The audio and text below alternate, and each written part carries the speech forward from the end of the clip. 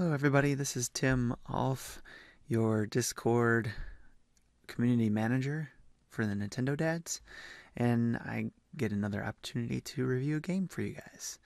And I thought I'd try something a little bit different this time, and it was going along smoothly until I found out that my mic was not recording.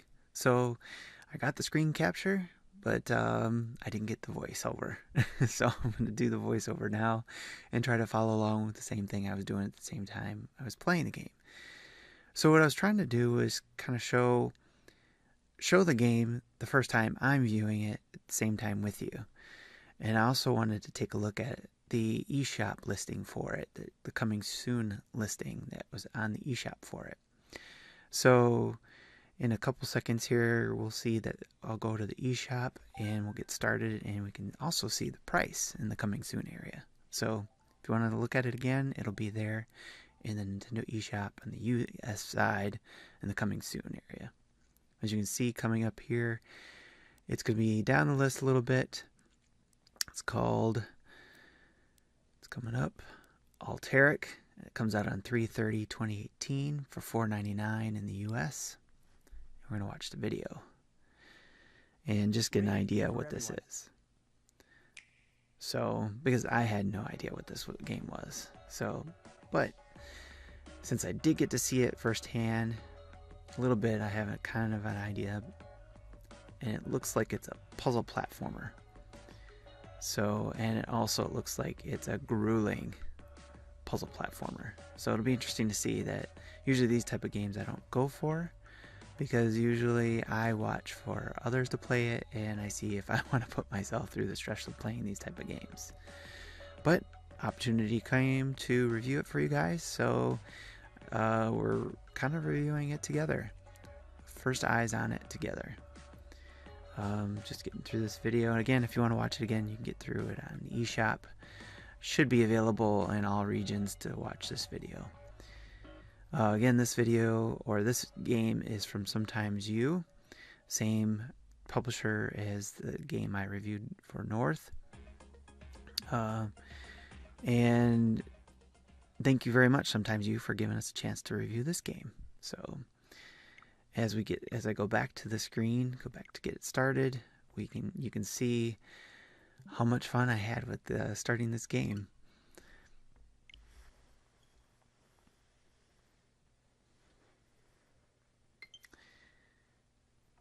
Alright, as I said before, Sometimes You published this game for us, and we're going to take a look into it.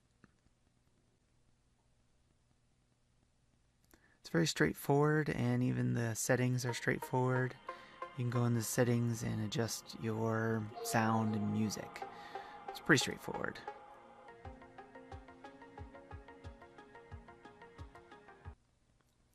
And it's got a pretty straightforward tutorial too. We just kind of shows you here. Just go forward using your directional buttons or either your digital or analog sticks. You can hear this little cube goes, hut, hut, hut. That's not me. It's the game.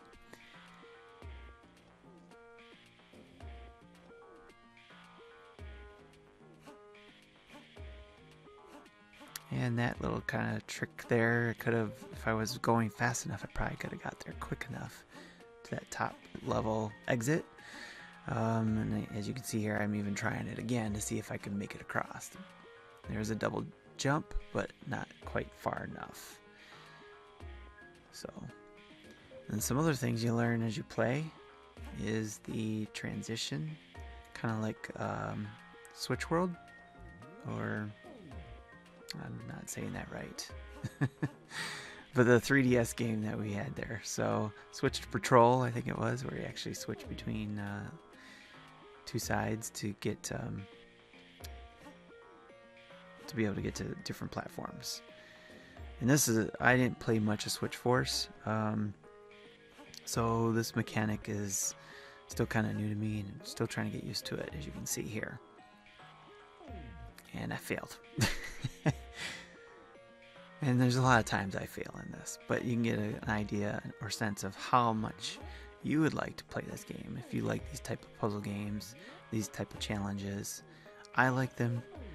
I will come to this every now and then, and most likely play it every now and then. But as far as sharing it with anybody else, like family activity or family game, this just appears to be a one-player game, and most likely, if my kids will want to play it, they'll have to play it on mine.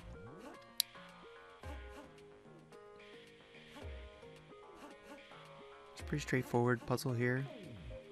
Switching areas, switching between worlds.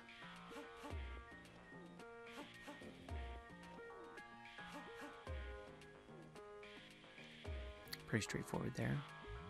And you can see some of the areas transform in front of you. It depends on how quickly you move. I usually tend to move slowly through games to try, because I like finding things or discovering things. My first instinct is not to move quickly. So here you can see that there's a save point, and which is good for me, because I died a few times doing that. So I tried to skip over a lot of these by cutting the video so that you guys didn't see all the horrible ways I died or see this multiple times. But you can see, hopefully, or get the idea of what happens and where you have to restart.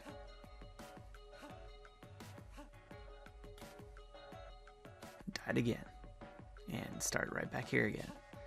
And I died here a couple more times again, but hopefully you guys won't have to go through this as many times as I did.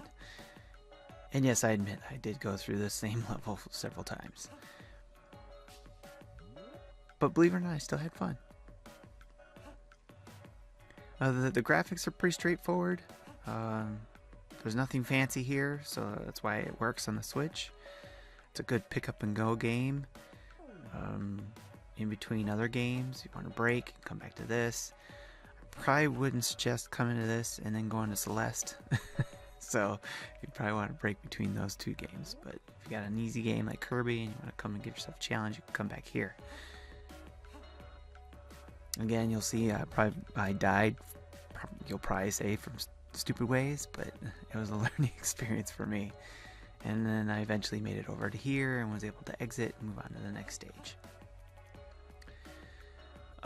Challenging, definitely. The story, no story in this game, just pretty straightforward. At least it didn't appear as far as the first level goes. And this is all I'm basically going through is the first level. Only, as you can see, there will be bosses when it comes up to the end here, but or a boss that I'll show in this video. But I'm not aware of any story.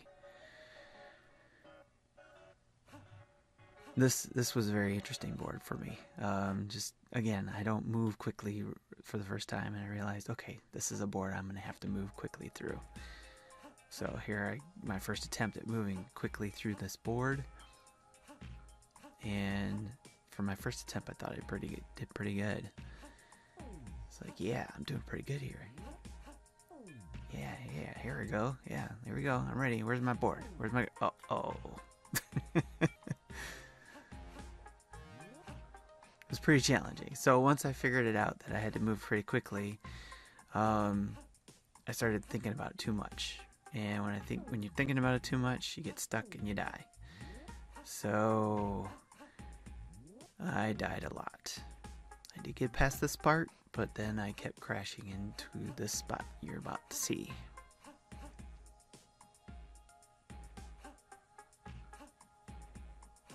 Nope, that spot right there.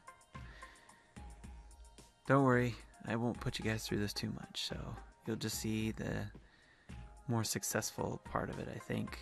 But I don't think I captured me getting all the way to the end.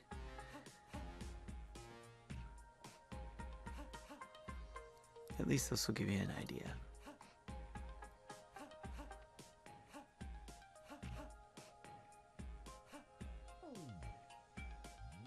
You know, this could be a good family game if you like. If everybody likes to sit there and watch you, and maybe yell at you for trying to get you to do a certain thing, or laugh every time you die in the same spot. So it depends on how your family works. So, but yeah, you can see right there, I said I'm going to pause the recording because I kept dying in that same stupid spot. Made it to the next level, and this one seemed like a pretty straightforward level. And I think it got through this after one death. Just testing it out to see if there's any different things depending on the switches. There's that one time I die. Okay, 2 times I die. Let's try this again. One of the things you could do with the sound, especially if you get tired of the same music, the music's okay. It's catchy at first, but especially if you keep dying in the same spots, you might want to listen to your own music, which many people have seen me post in the Discord chat room. I picked up some SteelSeries Arctic 3 headphones so I could listen to my own music on my phone through Bluetooth and connect wired through the Switch and listen to the game sounds. So simultaneously. So I really like these headphones. In fact, I'm using them right now while I'm recording this narration. I highly recommend them. But anyways, we're not talking about accessories right now. We're talking about this game. Made it through this one. It actually took me 2 tries. I think I just captured and I'm playing this version the second time I made it through here. And here's our boss. And I died several times with this boss. Just trying to figure it out. Even though it showed it in the video what I had to do to remove these red earmuffs, I'll call them. I got stuck because I couldn't think of why wasn't he dying after I killed his 2 sides. Took me a few tries to sit there and figure out, but as you'll see, I eventually figured it out, and hopefully you will too. But again, overall, general game details, pretty straightforward. Platform, puzzle game.